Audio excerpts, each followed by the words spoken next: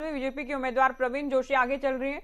BJP के लिए अच्छी खबर, 94,740 वोट का ये अंतर के इससे पहले करीब 62,000 से आगे चल रही थी, अब 94,000 से आगे। तो तीसरे राउंड की गिनती के बाद बीजेपी एक बहुत बड़े मार्जिन के साथ, एक बहुत बड़ी लीड के साथ आगे है। तो बीजेपी पहले राउंड से, पहले रुझान से फरीदाबाद में आगे है और सभी निगमों में बात करें मानेसर के अलावा सभी निगमों में ये सबसे बड़ा अंतर है, सबसे बड़ा मार्जिन है फरीदाबाद का। तो फरीदाबाद में बीजेपी एक बड़ी जीत की ओर अग्रसर हो रही है, इसमें कोई दोराय नहीं। 94,000 से भी अधिक का मार्जिन है और ये मार्जिन लगातार बढ़ता जा रहा है। दूसरे किसी भी निगम मेयर पद के चुनाव में बीजेपी के किसी भी उम्मीदवार का इतना बड़ा मार्जिन नहीं है जितना फरीदाबाद में बीजेपी की प्रवीण जोशी का है। 94,740 वोट से आगे चल रही है। तो फरीदाबाद में बीजेपी एक प्रचंड जीत की ओर आगे बढ़ते हुए सिरसा की बात करें, सिरसा से कई वार्ड्स के परिणाम सामने आ गए हैं। तो सिरसा से ये बड़ी खबर आपको दे दें, कई वार्ड्स के परिणाम सामने आ चुके हैं। सिरसा में वार्ड नंबर 1 से निर्दलीय आरती रंगा को जीत मिली है। तो अलग अलग वार्ड्स का जीत हार का जो फैसला सामने आया है वो हम आपको बता दें। वार्ड नंबर 2 से भी इंडिपेंडेंट चंचल रानी जीती हैं। तो वार्ड नंबर 1 से भी आजाद उम्मीदवार, वार्ड नंबर 2 से भी इंडिपेंडेंट ने जीत हासिल की है। वार्ड नंबर 3 से निर्दलीय रमेश मेहता जीते हैं। तो सिरसा की जानकारी आप लीजिए। हालांकि चेयरमैन पद में एनडीए आगे चल रही है, एनडीए यानी बीजेपी प्लस एचएलपी ने मिलकर चुनाव लड़ा है। शांति स्वरूप लगातार आगे चल रहे हैं। लेकिन वार्ड्स की हम बात करें, बीजेपी के सनप्रीत सोढ़ी वार्ड नंबर 4 से जीते। ये अलग अलग वार्ड्स की जानकारी आपको दे रहे हैं। वार्ड नंबर 5 में भी बीजेपी के जसपाल सिंह ने विजय हासिल की है। तो बड़ी खबर सिरसा से अलग अलग वार्ड की, देखिए एक एक बारीकी हम आप तक पहुंचा रहे हैं, एक अपडेट आप तक हम पहुंचा रहे हैं, एक जानकारी हम आपको दे रहे हैं। टेली के जरिए भी हम लगातार आपको तमाम जानकारियां अपडेट कर रहे हैं। वार्ड नंबर 6 से निर्दलीय गोपीराम सैनी जीत गए हैं। वार्ड नंबर 7 से बीजेपी की सुमन शर्मा 183 वोट से जीती हैं। तो कौन जीता है, कितने अंतर से जीता है, निकटतम प्रतिद्वंदी कौन रहा है, ये तमाम जानकारियां आपका अपना चैनल हरियाणा न्यूज सबसे तेज और सबसे सटीक अंदाज में पहुंचा रहे हैं। एक और रिजल्ट ब्रेकिंग हम आपको दे रहे हैं। रोहतक बीजेपी उम्मीदवार राम अवतार छठे राउंड के बाद 23,936 वोट से आगे चल रहे हैं। तो रोहतक में बीजेपी जीत हासिल करती नजर आ रही है। कांग्रेस उम्मीदवार किलोई से लगातार बीजेपी उम्मीदवार राम अवतार बढ़त बनाए हुए हैं। 23,936 वोट से बीजेपी आगे है रोहतक में। तो ये बड़ी खबर, 23,000 का अंतर है और ये अंतर लगातार बढ़ रहा है। ये अंतर, इसमें कांग्रेस के लिए कोई राहत की या खुशी की उम्मीद नहीं है। सोनीपत से बीजेपी के राजीव जैन 15,475 वोट से आगे। यहां भी चुनाव हो रहा है। मैदान के विधानसभा पहुंचने के बाद बीजेपी ने राजीव जैन को मेयर पद के लिए उम्मीदवार उतारा। राजीव जैन उम्मीदों के अनुरूप लगातार आगे चल रहे हैं। सोनीपत में बीजेपी विजय हासिल करती नजर आ रही है, क्योंकि इसमें कोई परिवर्तन या कोई बदलाव नहीं दिखा के शुरुआत से ही जैन आगे चल रहे हैं। अभी अंतर करीब 15,500 का हो गया आगे। पानीपत की भी जानकारी हम आपको दे दें। पानीपत में भी एक अच्छा मार्जिन है। पानीपत में मेयर पद के उम्मीदवार कोमल सैनी 47,800 से अधिक वोट से आगे हैं। 7 राउंड की गिनती पूरी हो चुकी है, 12 राउंड की गिनती बाकी। तो देखिए 7 राउंड पूरे हो चुके हैं और 7 राउंड के बाद का ही आंकड़ा के पानीपत का। पानीपत में 9 तारीख को वोट हुए, आप जानते हैं, और पानीपत में 9 तारीख को वोट हुए, इसीलिए आज 12 तारीख को परिणाम आया कि जबकि अन्य निगमों में, पानीपत के अलावा दूसरे निगमों में 2 तारीख को वोट किया गया था। तो हरियाणा के सभी 10 निगम जिनमें अंबाला और सोनीपत में बाई इलेक्शन, अंबाला में बीजेपी जीत चुकी है। शैलजा ने जीत हासिल की, बीजेपी के खेमे में खुशी है और ये जश्न की तस्वीर अंबाला मेयर के साथ आप देख रहे हैं। ये हैं शैलजा सचदेवा, जिनको आप अपनी टीवी स्क्रीन पर देख रहे हैं। साथ में बीजेपी का सिंबल, अंबाला निगम मेयर पद बीजेपी ने अपने नाम कर लिया है।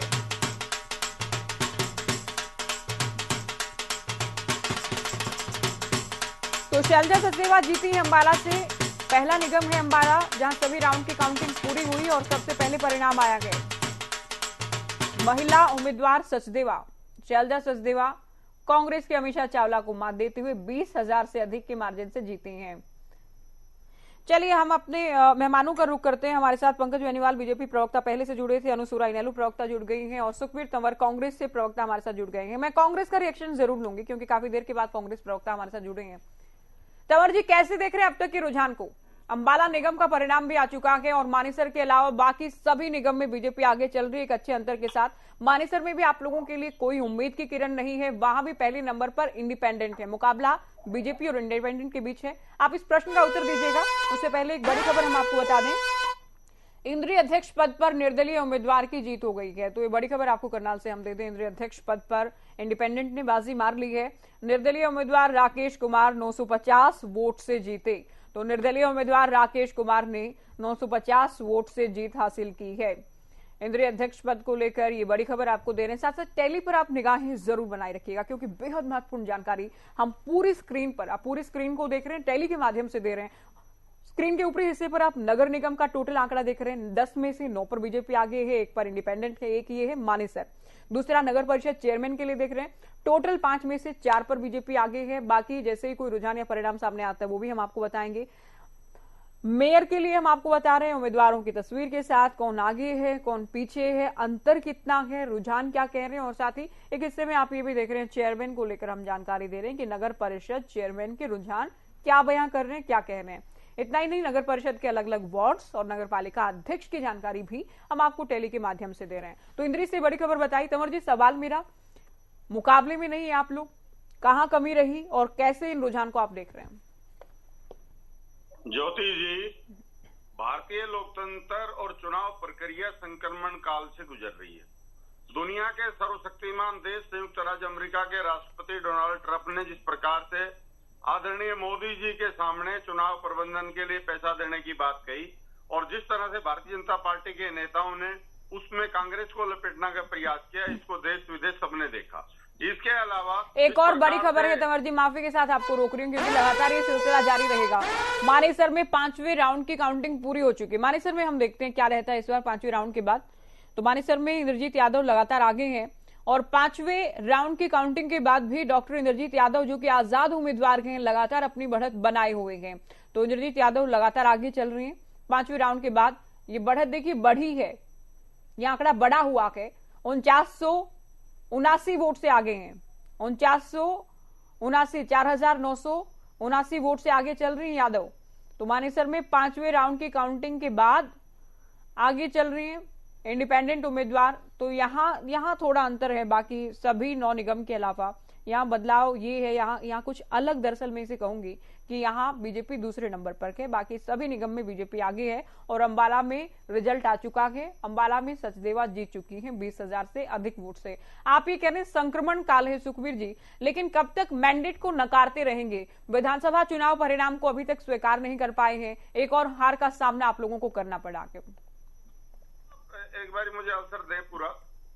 जिस प्रकार से समस्त राष्ट्र के मतदाता सूचियों में बड़े पैमाने पर धांधली करके नाम काटे गए और जोड़े गए और अनेक प्रकार की सभी राजनीतिक दलों की शिकायत के बावजूद भी चुनाव आयोग आज तक भी मौन बना हुआ है।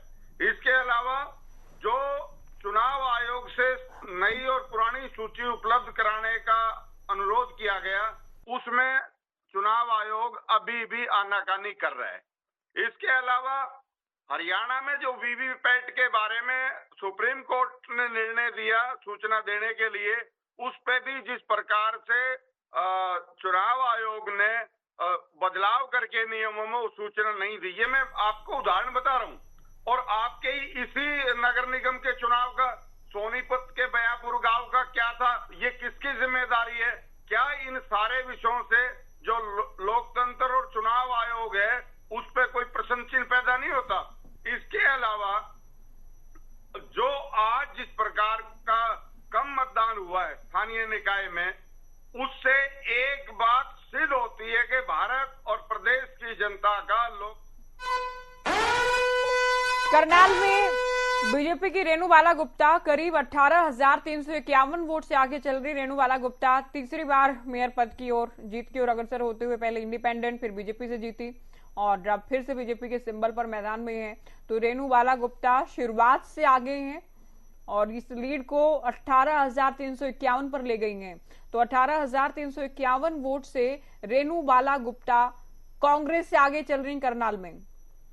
तो करनाल पर प्रदेश भर की निगाहें इसलिए भी क्योंकि केंद्रीय मंत्री मनोहर लाल का लोकसभा क्षेत्र है, उनका विधानसभा क्षेत्र भी करनाल रहा।